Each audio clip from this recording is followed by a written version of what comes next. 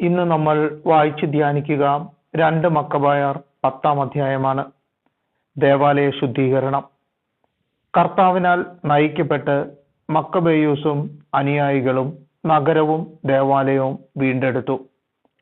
വിദേശീയർ പൊതുസ്ഥലത്ത് സ്ഥാപിച്ചിരുന്ന ബലിപീഠങ്ങളും കാവുകളും നശിപ്പിച്ചു. ദേവാലയം ശുദ്ധീകരിച്ചതിനു ശേഷം അവർ ബലിയർപ്പണത്തിന് മറ്റൊരു പീഠം നിർമ്മിച്ചു.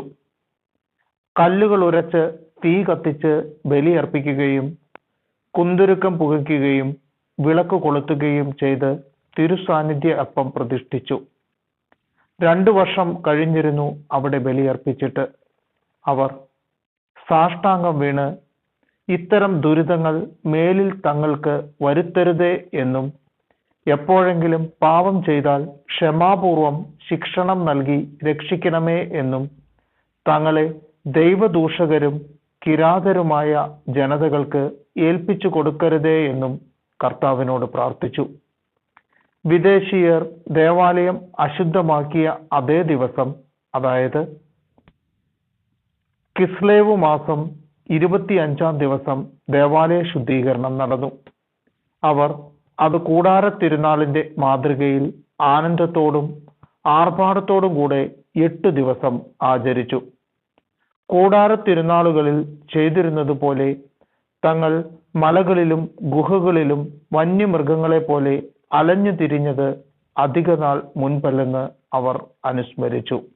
തരുരോഹിണി ചക്രങ്ങളാൽ അലങ്കൃതമായ ദണ്ഡുകളും മനോഹരമായ മരച്ചില്ലകളും ഈന്തപ്പന കൈകളും വഹിച്ചുകൊണ്ട് അവർ വിശുദ്ധ മന്ദിരത്തിന്റെ ശുദ്ധീകരണം വിജയിപ്പിച്ച കർത്താവിന് കൃതജ്ഞതാസ്തോത്രങ്ങൾ അർപ്പിച്ചു.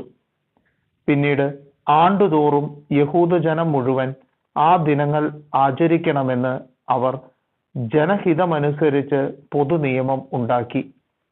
എപ്പിഫാനസ് എന്ന് അറിയപ്പെടുന്ന അന്ത്യോക്കസിന്റെ കഥ ഇങ്ങനെ അവസാനിച്ചു. അന്ത്യോക്കസ് യൂപ്പാത്തോർ, അധർമ്മിയായ ആ മനുഷ്യന്റെ പുത്രനായ അന്ത്യോക്കോസ് യൂപ്പാത്തോറിന്റെ ഭരണകാലത്ത് സംഭവിച്ച കാര്യങ്ങളും യുദ്ധക്കെടുതികളിൽ മുഖ്യമായവയുടെ സംക്ഷിപ്തമായ വിവരണവുമാണ് ഞങ്ങൾ ഇനി പറയുന്നത്. ഇവൻ രാജാവായ ഉടനെ ലിസിയാസ് എന്നൊരുവനെ ദക്ഷിണ സിറിയയുടെയും ഫെനീഷ്യയുടെയും അധിപനായി നിയമിച്ചു. മക്രോൺ എന്ന് വിളിക്കപ്പെടുന്ന ടോളമി യഹൂദർക്ക് അനുഭവിക്കേണ്ടി വന്ന യാതനകൾ ഓർത്ത് അവരോട് നീതി പ്രവർത്തിക്കുന്നതിൽ മുൻപനായി. അവരുമായി സമാധാനപരമായ ബന്ധങ്ങൾ സ്ഥാപിക്കാൻ ഉദ്യമിച്ചു. തൽഫലമായി രാജമിത്രങ്ങൾ അവനെ യൂപ്പാത്തോറിന്റെ മുൻപിൽ കുറ്റപ്പെടുത്തി. ഫിലോമെത്തോർ ഏൽപ്പിച്ചിരുന്ന സൈപ്രസ് വിട്ട് അന്ത്യോക്കോസ് എപ്പിഫാനസിന്റെ പക്ഷം ചേർന്നതുകൊണ്ട് തന്നെ എല്ലാവരും രാജദ്രോഹിയെന്ന് വിളിക്കുന്നത് അവൻ കേട്ടു. തന്റെ സ്ഥാനത്തിനു ചേർന്ന ആദരം ആർജിക്കാൻ കഴിയാതെ വന്നതുകൊണ്ട് അവൻ വിഷം കഴിച്ച് ജീവിതം അവസാനിപ്പിച്ചു. ഗോർജിയാസ് അവിടുത്തെ ഭരണാധിപനായപ്പോൾ ഒരു കൂലിപ്പട്ടാളത്തെ ശേഖരിച്ച് യഹൂദരോട് യുദ്ധം നടത്തിക്കൊണ്ടിരുന്നു. പ്രധാനമായ കോട്ടകൾ കൈയടക്കിയ ഇദുമേയരും യഹൂദരെ അലട്ടി. അവർ ജെറൂസലേമിൽ നിന്ന് ബഹിഷ്കൃതരാകുന്നവരെ സ്വാഗതം ചെയ്യുകയും യുദ്ധം തുടരാൻ ശ്രമിക്കുകയും ചെയ്തു. മക്കബേയൂസും അനുചരന്മാരും പരസ്യ പ്രാർത്ഥന നടത്തി. തങ്ങളോടൊപ്പം യുദ്ധം ചെയ്യണമെന്ന് ദൈവത്തോട് യാചിച്ചുകൊണ്ട് ഇദുമേയരുടെ കോട്ടകളിലേക്ക് പാഞ്ഞു ചെന്നു. ശക്തിയോടെ ആക്രമിച്ച് ആ സ്ഥലങ്ങൾ കൈവശപ്പെടുത്തുകയും കോട്ടകളിൽ നിന്ന് പോരാടിയവരെ തുരത്തുകയും നേരിട്ടെതിർത്തവരെ വധിക്കുകയും ചെയ്തു. 20,000-ൽ കുറയാത്ത പടയാളികൾ കൊല്ലപ്പെട്ടു. ഉപരോധം ചെറുക്കാൻ സജ്ജമാക്കിയിരുന്ന 2 ബലിഷ്ഠ ഗോപുരങ്ങളിലായി 9,000-ൽ പരം ആളുകൾ അഭയം പ്രാപിച്ചു.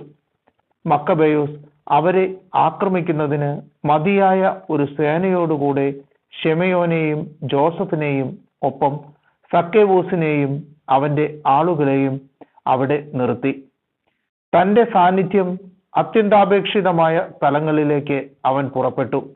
എന്നാൽ ഷിമിയോനോടുകൂടെ ഉണ്ടായിരുന്ന പണക്കൊതിയന്മാരായ ആളുകൾക്ക് ഗോപുരങ്ങളിൽ ഉണ്ടായിരുന്ന ചിലർ കൈക്കൂലി കൊടുക്കുകയും 70,000 ദ്രാഗ്മ കൈപ്പറ്റി അവരിൽ ചിലർ രക്ഷപ്പെടുന്നതിന് അവർ അനുവദിക്കുകയും ചെയ്തു. ഈ വാർത്ത മക്കബേയൂസിന്റെ അടുത്തെത്തി. അവൻ ജനനേതാക്കളെ വിളിച്ചുകൂട്ടി. ആ ദുരാഗ്രഹികൾ തങ്ങളുടെ സഹോദരന്മാരെ വിറ്റു എന്നും അവർക്കെതിരെ ശത്രുക്കളെ സ്വതന്ത്രരാക്കി വിട്ടു എന്നും കുറ്റപ്പെടുത്തി.